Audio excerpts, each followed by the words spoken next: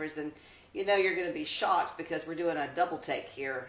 Eric was on the show last week, and we've had a lot that's happened in the last week. Yes, and ma'am. I had a sixth sense about me in the garden on Saturday, Sunday, and Eric, he'll laugh. Y'all will probably laugh as well.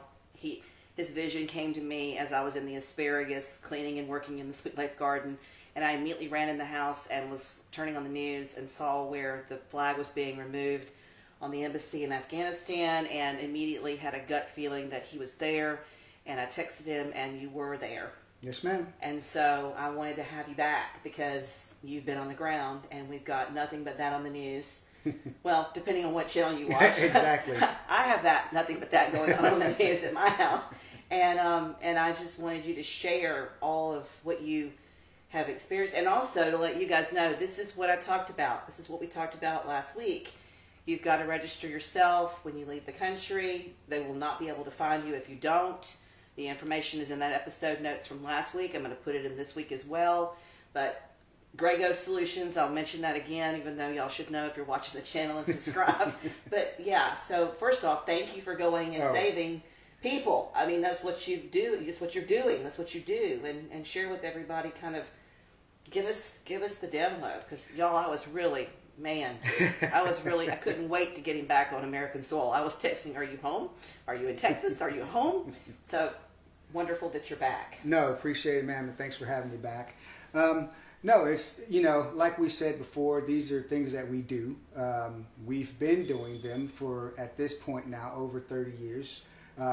We wanted to, and we have, brought, some of those capabilities that the State Department had to the civilian market, because we understand that how things truly work in the government. And so, just to kind of reiterate what happened to me, just, I know some people will probably want to know. It's a normal Friday the 13th. Of course, most people would always think like, wow, Friday the 13th, while you guys are worried about Jason, right? Other people are like worried about just like, there's already enough crap in the day, excuse my French. So, Yeah. And so I got a phone call around 2 o'clock, and a client basically said, hey, what are you doing? And, I said, nothing. I'm sitting here. And because I know the client already, it was just, what do you want and where? Mm-hmm. And the first thing that I got was, well, you want to go to Kandahar. And just, we've talked about how much of a Christian I try to be. And so I didn't have any hesitation. Well, I take that back. I have a beautiful wife. Yes. and so my initial hesitation, even after saying, yes, I'll go, was how am I going to be able to tell her that this is what I'm doing? I chose not to. We had a conversation about that as well. Yes, we had a conversation about that. She's with us today. And so I immediately start to go into a planning process. Right. Of, where are we going? So the initial was Kandahar, which, as you know, was still a viable place to land. It was to pick up another client that was pretty high profile. And so as I began to prep, pack bags, things like that, what will I need? How are we getting there? Where do you need me to go first?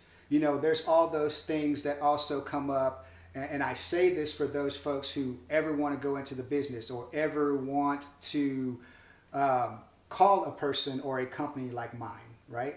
And that is, who's paying the insurance? Because we're talking about, at the time, Kandahar. We're talking Afghanistan. Right. And so, for those people who want to do it on the cheap route, although money is not the object, you got to think about the family members that are back there. Who's going to take care of those things? How is that? And so this great client, I didn't even have to ask them any of that. Basically, once I said yes, the email shot through with insurance, paperwork, bank accounts, like all of those things, because they didn't want me to have to worry about that. Right. Um, Those are the only clients that you want. right. I mean, at the end of the day, when we're talking about the situation that we're talking about, Yes, ma'am. it's not, there's not a client that can fall into a category that, Right. I mean, as much as we all want to do everything we can for everybody that's stranded Right. and get them back home, you have to think about. Well, they really, as far as a client goes, they were really smart. Their thought process is the same as mine. Right. And so they had already thought the whole thing through. This wasn't a, how some of these, great as they are, companies, charitable organizations are now that are taking donations and saying we can do this and we can, like, those thought processes had already gone. We knew that this was the window. Right. This can be done right now. We're not talking latter after the, as we would say in the military, left of boom, right? We're talking, we're in front of it. Right. And so. And this is Friday. Yes, ma'am. And I didn't have a thinking in my brain. I didn't have that feeling about you until, I really want to say it was Sunday. I think it was Sunday afternoon. It was really. And so you would have been, I would say, if I were to think timelines, you would have been right at the right moment. Because, if we went through it in a very quick notion, it was Friday night on a plane to Dubai, get there on, basically, it's like Saturday. Yeah. When I get there, it's link up with the rest of the team, only 2 other people and an aircraft. Basically, sleep for a few hours, get to the airport, and take off to go do this thing. And we had never met each other, by the way, at this point. The air crew, myself, we had their personnel that were in their, in their offices in back in the U.S. who were putting all of us together. Mm-hmm. And so, there's that filling out, but basically also what this client, this company had done was send bios. So you knew exactly the type of person you were working with. So they get my bio with all of what I've done. Right. I get the crews basically like, okay, this guy's flown this, he's in this, he's been in Mogadishu. So right away, it's like, okay, I got competent people that I am working with. We're not going to have to do this, the man dance. Mm-hmm. Because a lot of people want to see who's been doing the most. And like, no, it was all about those people on the ground, which was a great thing. So, so probably about that time where you were thinking was when we were sitting on the ground. Yeah. So this is before all the crowds that you see on the TV, all of those things, and so we get there, we land, and again, being a Christian person, it definitely was, I had, not trying to sound like I know everything, I'm the baddest person on the planet, I've never been that way. My father's a Vietnam vet, and he would always tell me, never ask for something you don't know what's going to happen. Mm-hmm. If it's going to happen, you will be in that situation. And so I didn't have any, kind of doubts like that. But we landed, and I thought, this is like landing at any other airport, except it's, instead of Kandahar now, right? Because that closed. Yeah. We were going to Kabul, which to me is like, it's kind of like, well, if you were just going to this little small city, now you're going to the mothership. And so, that should raise a little bit of like, okay, the risk. Our risks just changed based on the location that we're going to. Well, and also, that initial place that you were supposed to be in had then been taken over by the Taliban. And you knew, I'm sure everyone has told you, that the Taliban had taken it over. Right. So now you're being forced to now land in the name? In Kabul. Kabul. And so that, that would have raised a few It flags. does, but in a controlled risk environment, you calculate for those things, right? This isn't just a few folks who said, "Oh, we got this plane, we got this thing." You think of those contingencies. What happened if we can't get here? Right. What is our next point of location where we can touch down safely and we can do the best that we can for the people we are charged with. And so as we were making our way, we were told that our initial client had made it out on a commercial flight. Okay. So no, hey, great, everybody's happy. But we're already, hey, we're going to fill those seats. And so we get the message, we're still going. We're going to fill the seats with these folks. And we didn't even really know what that number was. Okay. We knew 4 possibly. And it ended up being double, which is great. I mean, I wish it could have been triple. It could have been whatever we could take. But you also have to think about takeoff, landing, fuel, like all of those things like that. But we would have made do because we had great pilots and just... And I'm going to say this too for all of my family members that are watching and viewers that are dog and cat lovers, and y'all know how much I love my furry babies. There was also a dog on board. Yes. You were able to save a dog too. The client said straight away, I don't care what anyone says, that pet is getting on that plane. So we knew that. I didn't care if somebody said we can't do it, it can't fit, like the dog was coming. Yeah. No ifs, ands, or buts about it. And I'm a dog lover too. Yeah. So that definitely, my wife and I, that wouldn't have, and if she would have known that I left a pet, she probably would have put me in the doghouse. So there's that aspect. I know Mama too. Yeah. I think that's about right. And so we waited and waited. You know, we watched certain things happen. It was first one plane gets messed up on landing, and so now it's on the runway. So even the planes at this point in time that were commercial that could still take off and land, they couldn't go anywhere because they needed to clear the runway. It was just like, if you could think of anything that would happen that day that would go wrong, it was like slowly but surely happening. 2 hours goes by. 3 hours goes by. We finally, you know, and there's text messages, communications back and forth, because we're talking sporadic comms with, you know, back to the United States, back to our clients. The only true comms was really through the air traffic channels. And then we get told, everyone off the net. So this is at the time the Taliban is coming into Kabul. So of course, you know, I'm trying to feel like, are there any spidey senses? Do I feel like something really is bad about to happen? We're looking around. We've been paying attention. There's no smoke. I don't hear any gunfire. I don't, you know. And so in my head, I'm like, well, okay, we're still good. That's how we all feel. I talk to the pilots. They're talking to me, and we're like, nope, we're good. But we're still asking, where are our packs? We say packs, P-A-X, passengers. Now we know how many there's supposed to be. And the communication is with the passengers back to the client to me, and also to the pilots. Okay. But we're all asking, did you get anything? No, I didn't get anything. Did you get anything? Because now we don't have comms with them either, but we know they're in the terminal. They're supposed to be making their way. They're supposed to clear. And so now I'm asking the ground handler, where are my passengers? Right. What's going on? You know, I mean, it's the typical, if you've ever been to third world country, nothing against anyone, you know, they won't necessarily know, because there are so many layers of security and so many different people that want to be in charge inside of the airport, which we can't go in. Because believe me, I tried to go in there because I'm like, I want to get the passengers, I want to get out of here. If there's any way that I can help expedite, right, I want to do that. But I was told, you can't go, sir. So I have to patiently wait. Finally, we watch a bus take off, and we're like, oh, that's the bus with our passengers. No, it goes to a different airplane. And we're like, argh! Right? Yeah. So now we're waiting. Then I get told, no, they're coming. So we sit and we see the bus, and after so long, the bus starts driving towards us. So I'm outside on the ground.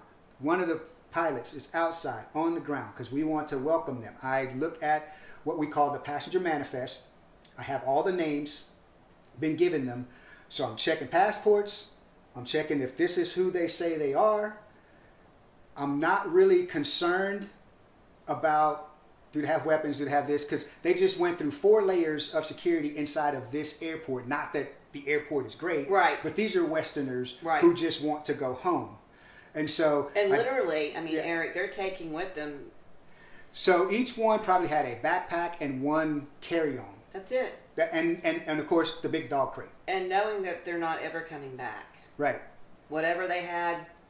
Oh, and I didn't care because it was like, so the dog crate was this huge dog crate, although the dog was probably about that big. And it was like for a medium or large sized dog. And so we only have so much space in the compartment. So I'm like, you know what? Instead of loading this dog crate with the dog into this small little compartment, I'm like, sir, whoever's dog it is, go get the dog, bring the dog through the front door, we'll put the crate in the back. So the dog's sitting in a seat like everybody else doing his own thing, right? But the dog was completely mellow and fine, like curled up like a little ball, like, thanks, I'm going home, right? And so we finally get all the passengers on. Bus drives away, and we're like, yep, let's do it. Doors are closing. Pilots are getting hey, clear for takeoff. Go ahead and come out of your gate, blah, blah, blah. And just as soon as the doors are coming up and click, click, click, they're turning all the things. It's like, pew. I turn and I look, and I'm like, what's going on? And they're like, we've been told we can't move. So that's Taliban's coming in. They turn on the radio so I can hear it. And all you hear is, break, break, break. Military has control of the airspace. All commercial airlines stay off the net. We have a military operation going on. And there's just helicopters flying everywhere at this point. And so at that point, it's just, okay, we wait. We have to keep our passengers calm. Not that they are panicking or anything, but they're just happy that they're on this plane. Right. But we also know at this point, because after they got on our plane, we were told that anyone that was inside the civilian passenger terminal got kicked out. Whether they were through security or not, because the Taliban had came and they were basically like, no. So that was the point where if they didn't get out there, if they would have been 5 more minutes later, they wouldn't have been on the plane. So they're happy. I go through, we basically, do our little jokes, keep everything lighthearted. I start serving as if I am the stewardess, and I told them this is not my normal day job. However, would anybody like some water, some wine? We have champagne, we have, some crackers, we have a couple of sandwiches that we can give to you guys. Most of them were like, we'll wait a little bit, and we will just, hey, I'll have some wine, I have a soda, And so, just jokingly keeping everything lighthearted, I put like a little napkin over my arm, brought champagne glasses out. Just leave it to Eric. He's James Bond pretending to be in the service industry on an airline. So we were just, just joking around, and everybody's trying to make communications. You could hear other commercial airlines coming on that were just like, when am I going to go? And you would hear the military gentlemen come across, break, break. We've said, everyone stay off. There is a military operation going on. We will get to you when we can. And then, it's kind of like that, how we used to say in certain things that we would do. It's the guy being polite. And then at the end, he would go, sorry for your wait, which basically means shut up, right? But in the nicest way. He's not going to say that. Right. And so, of course, the pilots and I were laughing because we knew what he was trying to say. Like, dude, you have no idea. Like, you wanting to go, I get it, but we got other stuff going on. And so we sat, and same time we're communicating back and forth. We're getting low on fuel. We need to wait and get refueled now because now we're probably on the tarmac probably 6 hours at this point. 2 with them in there, 3 with them without, or something like that. And so the decision is, do we get fuel again? Because if they tell us we can go, now we got this big hose attached to the plane. We had already made the decision of if it got bad, we would either taxi and just take off, or at least taxi to the military side. Because there's no way I'm staying on this side knowing that things are going on. And then you start to see basically like wheeled armored vehicles show up and start sporadically getting in between aircraft. So okay, something's happening. But no one's really panicking. You see the locals who work the ground on the airport.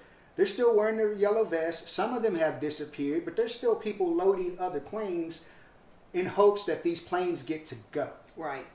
And so... And then air traffic control. Oh, yes. Yeah. So all the while, about the same time that the military came on and said, we're taking control of airspace, right? We found out that the air traffic controllers had hurriedly left the tower because they knew what was about to happen. And so it was silent from air traffic control for a little bit. And then that's when the military came on and said, because they had to reestablish it anyway. Right. The military always has backup plans and things like that. But any of those civilian air traffic controllers, they were not in there anymore. I don't know what happened to them. I don't know if they just decided, we're in this tower and we're kind of high. We don't want to be in here if something starts flying around. And so they left. And so we continued to, wine, food, things like that, whatever we could. And then we got the fuel, but before we got the fuel, the pilots, of course, are very professional. I get a message from my client who says, got to tell you something, but you may have to refuel in Tehran. And so, of course, having been a person who has been to North Korea, who is now sitting in Kabul, jokingly, it's like, what's part of the bucket list? I'll do that, but only just for fuel. But it came back across once we got the fuel, we didn't have to do that because, of course, my first thought is, okay, here we are, a plane with all Westerners in it who has to go to Tehran to refuel. Now, what are the likelihoods of something happening if we have to touch ground there? Are they going to try to hold us? Is there going to be an international? Should I call and try to designate the flight as a medical flight? So that way we get, in and out. We get the in and out because, of course, if you can designate your flight and truly have someone who's medical, which, by the way, helps out that I'm, paramedic and all of those things, and I have a doctor on the other, line that will answer questions if I need them, I could do something like that. But we didn't have to do that. And so we just, got the fuel. Shortly after we got the fuel, I think it was another hour or so, but I'd already given, instructions to personnel like, hey, if we got to leave in a hurry, I'm just going to tell you buckle your seat. I'm not coming through. I'm not looking. I'm not. And so we got you can go. The other thing we'd already established was once we get the call this time, no matter what they come back and say, we didn't hear it because we are taking off no matter what. So if they said, oh, wait, you got it. Like you give me that clearance to go. These jets and these turbines are going. We're spinning. And we were great because, so if you can imagine the news where they showed that crowd of people and getting on that plane, we were about 2 plane lengths away, but nothing in between us. So we would have been sitting where the news media, whomever, had shot that video showing people climbing on those planes and all of that. And that was just so, to me, it was such an awful visual. I was thinking to myself, it reminded me of September the 11th, which is so weird because this is such a connection to that, and we're getting ready to have the 20th anniversary, and we're trying to do this leaving situation, which is just upsetting to so many people. How we got there, what have we done, what will happen now, why were things not done differently? It's just a lot of questions for a lot of people. I mean, I did Iraq as my part of OIF, OEF. I did some backside things for OEF. I never had stepped foot in Afghanistan while I was in the military or at the State Department. So now here I am at the end of all of this, knowing that I have brothers and sisters in the service and things like that who have been in and out of this place, still understanding from all the different conflicts and things that I've gone to that there are people that are going to be very disheartened about this. I mean, it's no different than when I left Desert Storm as a young soldier and we all thought we didn't finish. And so now here we are, 20 years after this, and all these great Americans and these families, these Gold Star families that have lost, family members, or we've lost, I've lost friends in these conflicts, and people are just distraught. I mean, if you go back to the Vietnam War, and my father served, and then you think how these people came home and how they were treated and all of those things, and yes, we've done a lot better about doing that for service members, but now what we have are a lot of service members who are questioning themselves whether or not they did the right thing, or was it all in vain, or who can I talk to, or what about all these people that we lost, right? And so my mind goes back to, man, this must be not the same, but some feeling of what it's like for all those guys during the Nam era who nobody paid attention to them and thought that they had done something wrong. Yeah. So now we're trying to tell these servicemen, and I see it, LinkedIn, Dr. Chris Free, who is a very good friend of mine, psychologist, like it's a constant rotation of trying to talk to people and explain to them and tell them that they're being cared for, that they didn't do anything wrong.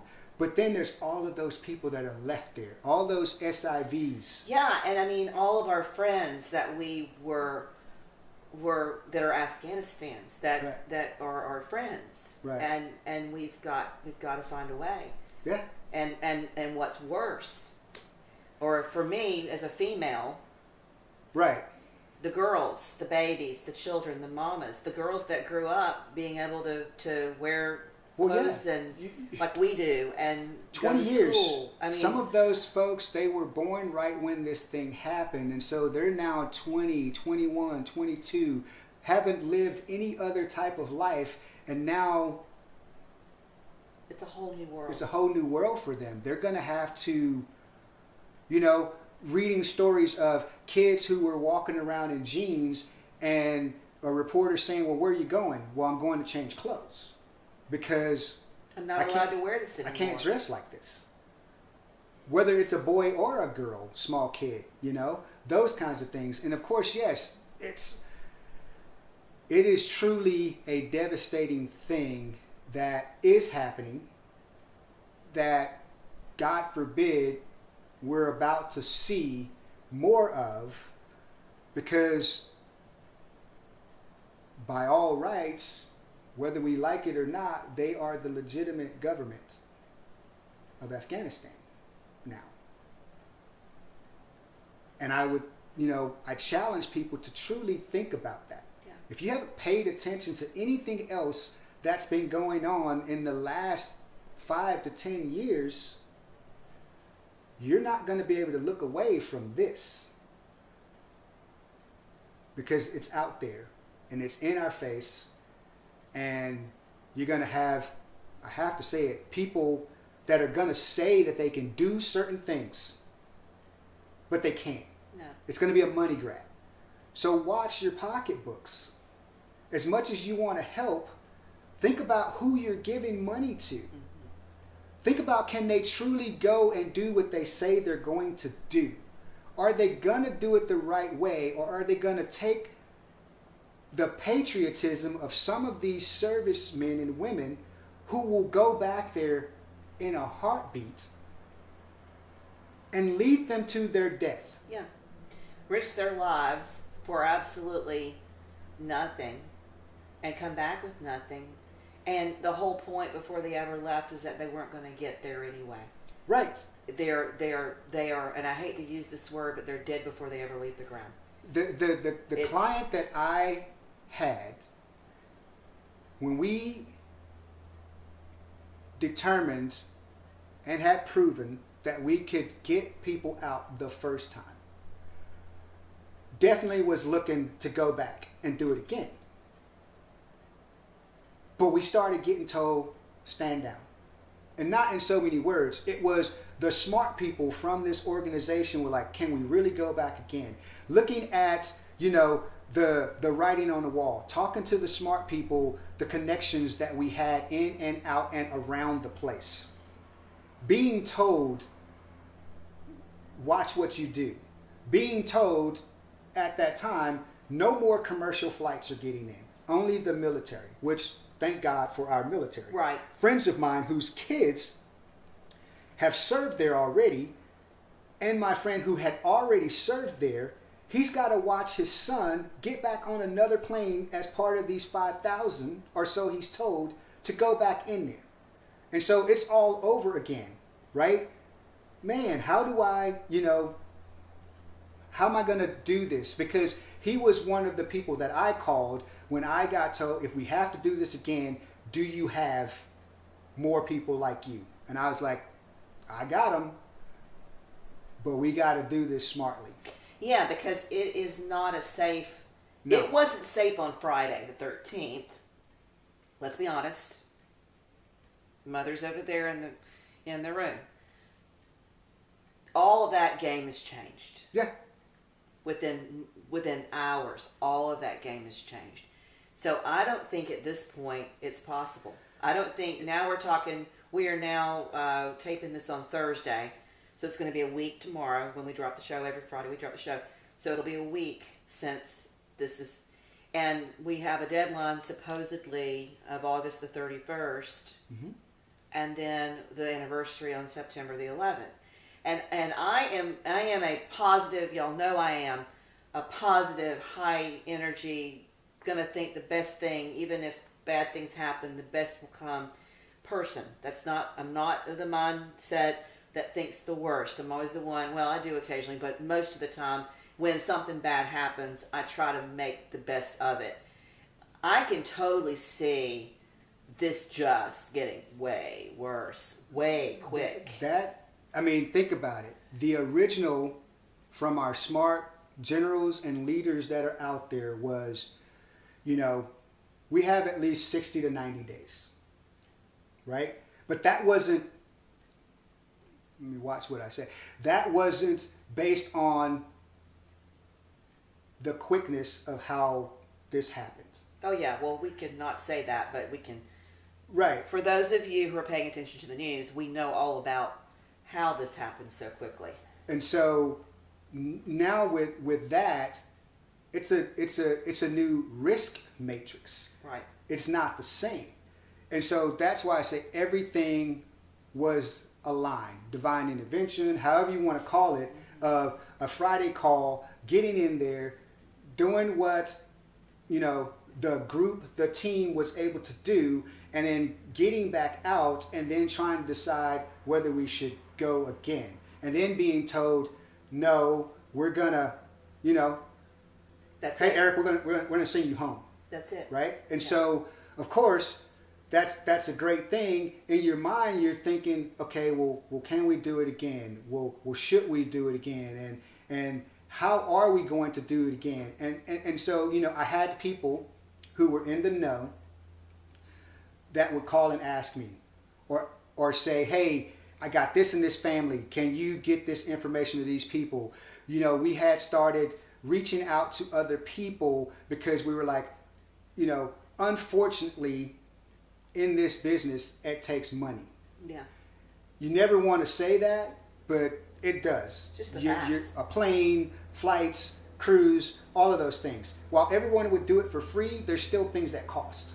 And so we were already trying to reach out to those people that we could. And you were one of them that I had spoke to on, hey, do you know some folks? Yeah. But then I got a couple of folks that told me, hey, we'll give $100K, we'll do this. I gave that information to the people and we were like, nope, they can give that money to someone else, because it was already determined and decided there's no way. You'll just be taking this money and you're not going to do anything with it. Mm-hmm. Our team, our group never wanted to have anything to do with that. No. And so they said, if we need you for something, which would be more on a consultant basis, we will let you know. But for right now, send you home. And then I have, friends even this morning, because I want people to know this, watch who's trying to tell you they're going to do something. Right. A good friend of mine who works at another organization called me and said, hey, would you do it again? And I said, under what context, which was already no, but he was telling me, there's this company that says they're going to do this, blah, blah, blah. I was like, no. But HE hockey sticks, no. Mm-hmm. And I was like, think about what they're telling you. Think about how much they're saying that they're going to pay some individual. Have they told you they're going to take care of all the insurance and everything for these folks? And what is their plan? Mm-hmm. What truly is their plan? How are they, if you're not the military right now, how are you getting in there? Now, granted, they said they're going to let some other planes in. But we already have reports of huge planes leaving with only 26 people. Because who controls the airport? The 82nd Airborne. Hoorah, right? But who controls the outer section of the airport right now? Taliban. So how are you going to get those people into the airport? Let alone the folks who were not registered on the STEP program, the folks who are German or Canadian or whatever, who are in all the other provinces. Because how are they going to get to Kabul? Yeah, and I remember, it was a couple of days ago, or maybe yesterday, because I've been very diligently watching and, of course, thoughtfully praying for all of these people that are it's so perilous right now. It's so unnecessarily the way that it has happened. It's so unnecessary. It could have happened so much more methodical and planned, and what you would have thought much better of our leadership from down to the top. Not pointing fingers at one, right, but across the board. Because you've got to have, you see something, say something situation. And if you've got somebody saying, we're going to do this, and you know that outcome is not a good one, you have to see something and say something. So it's not just one person. There's right, multiple people that are at fault because of how this has gone down. But you've got the ability, you would hope, with the military to take out every single person that needs to be out. You would hope. But that's not what's happening. Not as of yet. Not as of yet. Is it going to happen? I do not know. No, and as a result of it not happening, when the ticker drops down to whatever the date it is, whether it be the 31st or a little bit later, there's a potential for hostages. There's a potential for just mass killings. There's a whole nother culture that has not got the same value on human life that we have.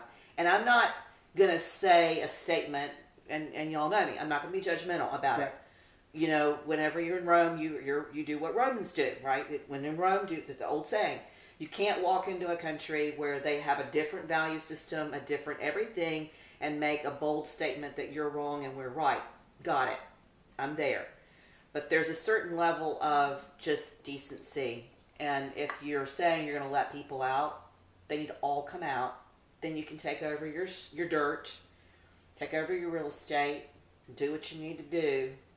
And we need to be aware as Americans that there is now a very viable threat that was just simply not there.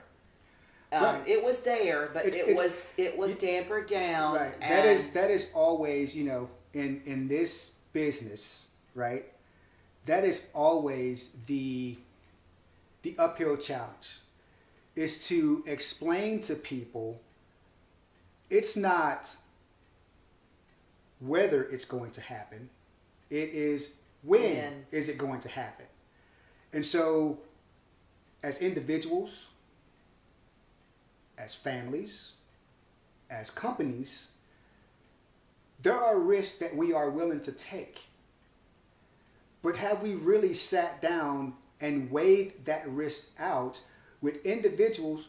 I'm not saying just me. I'm saying any of these great companies, of these folks who were law enforcement, military, that have traveled the globe and actually know what you go to one country doesn't make you an expert on planning and understanding right, cultures right, and things like that. Right. You go to over 50, not boasting, you actually have an idea of the cross-cultural thought process that goes into every person's ideal of what normalcy looks like. And so your brain is continually, every country, every state, every whatever friends of mine or myself go to, that's what we're thinking. People say it's a hypervigilance, but look at what's happening in the world today, right?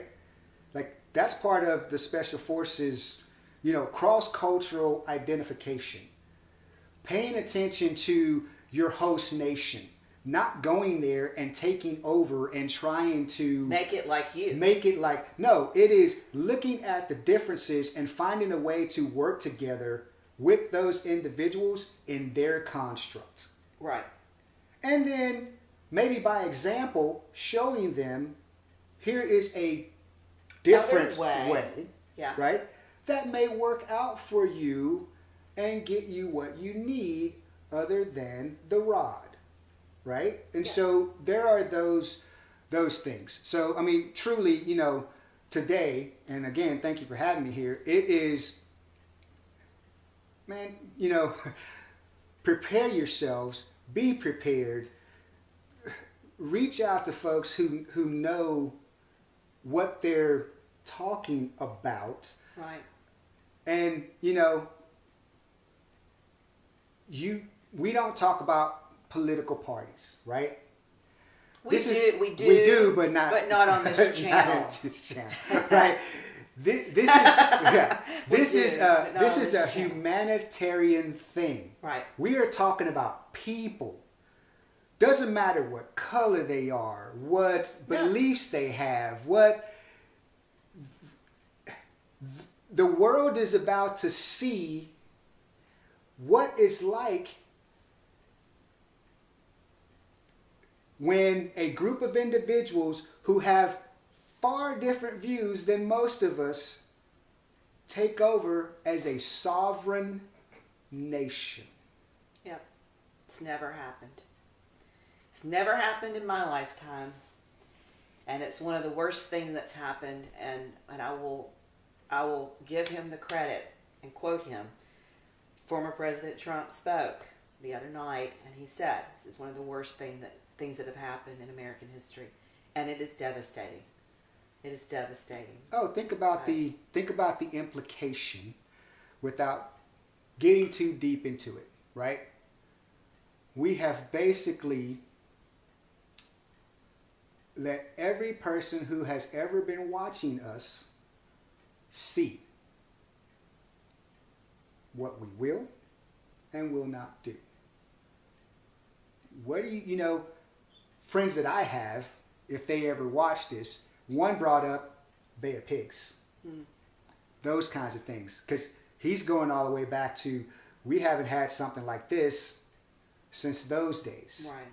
And so, yeah, there's a lot of people, many of us are being speculative, but it's more about studying history. It's more about knowing what we know about the government from our years of service, or those folks that are still out there today who are sitting either in country, around the country, have been studying it for 20 plus years, and I guarantee you they all have their own end of story that they are looking at. And God forbid it's the worst case scenario. Yeah. Because that is where, if you're not a Christian, you're about to see, in my thought process, Right. what that is all about. Yeah. Or just a decent human being. Yeah. Because I know there are people who, Yeah. we all have our norms, beliefs, and values. Yeah. But as a human being, you're not going to be able to turn away from those things. It's going to be a whole new world. Oh, yeah. I think the maps will get Rearranged. Yeah. Well, I'm just so grateful that you were able to step in. A little bit, what's the word? I was a little bit, shocked is not the right word, but I was just really overwhelmed that I had that feeling, and then you were actually there, and I'm listening more and more to that little voice that we talk about. I call it the Holy Spirit, because I am a Christian. But like I feel an overwhelming. That's the word, overwhelming sense that I need to make sure that you're okay. And I don't know why that was, but a lot of my friends are like, because you do that with all of us. Once you're here and you're a part of your universe, your whole family, and it's just what happens. And so, don't go back. No. If you do, I'm going to text your wife. She's got me on her back now, because I thought you were kind of half joking when you sent me that text. Now that you're talking to her today, she didn't know. No. She didn't know. No. So, but anyway, but she's strong. She's strong. Oh, but yeah, absolutely. it's one of those things where, it's better in some cases not to know and to find out. It's the whole moniker of do it and ask for forgiveness later. Yeah. We're kind of in that, but yeah, I've been banned. I can't do that. No, and honestly, I think at this point we're going to be all watching with bated breath on the news to see what happens over the next few weeks. And I normally do evergreen. Y'all know that. Almost everything I've written in 18 years has been evergreen content. I rarely do a piece that's timely or newsy or anything. But after you were here last Friday and we were talking about what you do, and then you were actually doing it, and it's live time doing it, and it's something that's happened that's so profound for the world.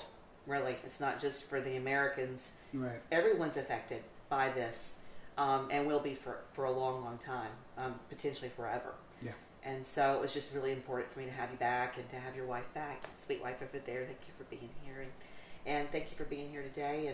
And I just really appreciate your service and your expertise, really. And no, I appreciate being here. And again, for us, it really is about the education of people and understanding, like we say, you're going to have to educate yourself. You're going to have to understand how to take care of yourself. And anytime you're traveling anywhere, unfortunately, this is a very bad situation.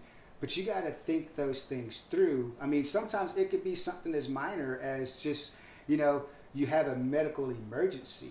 But where are you when that emergency happens? Mm-hmm. Have you really thought it through? Have you reached out to the doctors and planners and folks like that to make sure that you take care of your family?